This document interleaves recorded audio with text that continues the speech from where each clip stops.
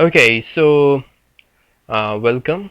This is Junaid Alvi, and today we are going to discuss differential diagnosis for arm pain. Arm pain can be acute or chronic, and we will try to discuss differential diagnosis for arm pain in a systematic fashion. So let's start with a simple illustration. This is arm, and inside arm we all know that we have a bone, and inside the bone we have bone marrow. This bone marrow has hematopoietic stem cells including plasma cells, and this is the bone, and outside the bone we have muscles, and passing through the muscles we have blood vessels and nerves. We know that the nerves in the arm are derived from a plexus known as brachial plexus. And the brachial plexus in turn is gets its roots from spinal cord. So yeah, this is blood vessel here, and this is the nerve. Okay, so just to make it simple. Okay, all right. So let's start with the differentials from the bone marrow. So this is bone marrow, and this bone marrow is having hematopoietic stem cells including plasma cells. These plasma cells can undergo metastatic proliferation, known as multiple myeloma. Multiple myeloma is going to cause arm pain. All right. So now let's look at the bone. In bone, uh, this is the cortex of the bone. We can have some hairline fractures uh, in bone due to some injury or trauma, and the hairline fractures can result in arm pain. And also we can develop some tumors, some primary or secondary tumors in the bone, and these bone tumors are going to result in arm pain as well. Now let's look at the muscle. So there can be some injury to the muscle, which can result in muscular tear or can result in muscular strain, and this muscular tear or muscular strain can result in arm pain. And also we can develop inflammation of the muscle known as myositis. This myositis can be due to some medications like statins, or it can be due to some parasitic infection like trichinella. Now let's look at the blood vessel. We make this blood vessel here.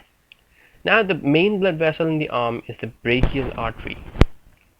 So this brachial artery can get stenosed, and this stenosis can result in ischemia of the arm and resultant arm pain.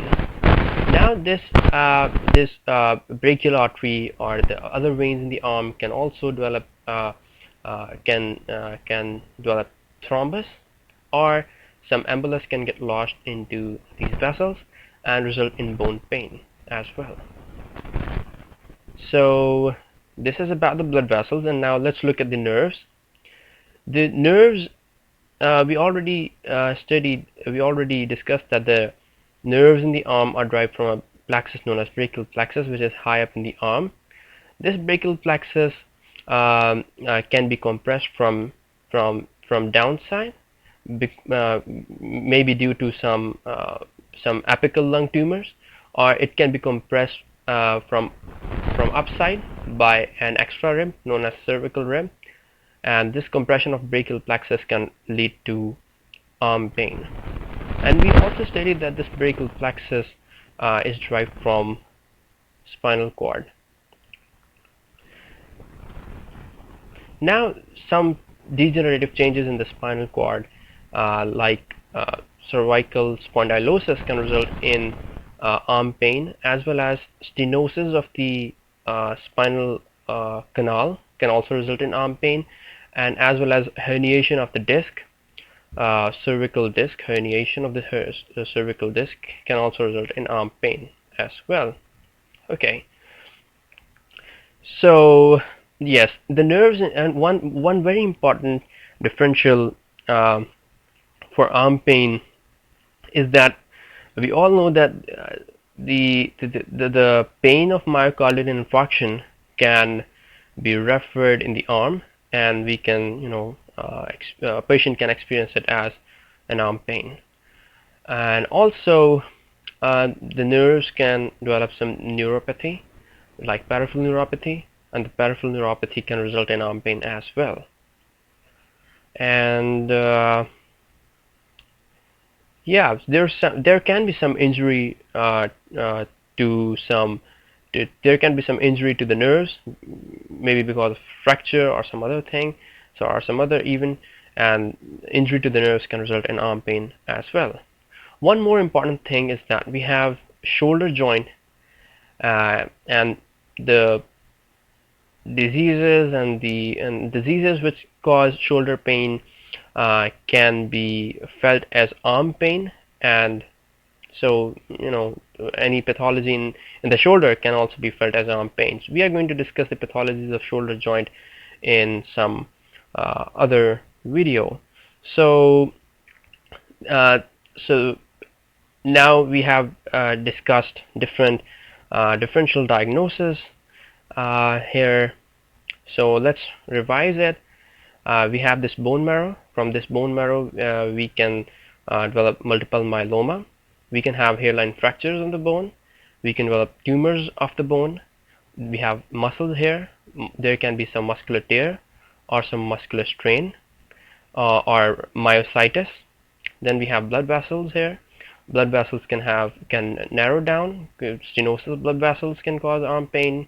Thromboembolism can also result in arm pain, and peripheral neuropathies can result in arm pain. Compression of the brachial plexus from apical lung tumors or from cervical rib can result in arm pain. Cardiac pain can be felt as arm pain, and pathologies of the shoulder joint can be felt as arm pain as well. And some pathologies are some changes in the spinal cord, like spinal cord stenosis, spinal canal stenosis, herniation of the cervical canal, and cervical spondylosis in older patients can also result in, or can also manifest as pain. So thank you very much, and we'll meet again in next video. Thank you very much.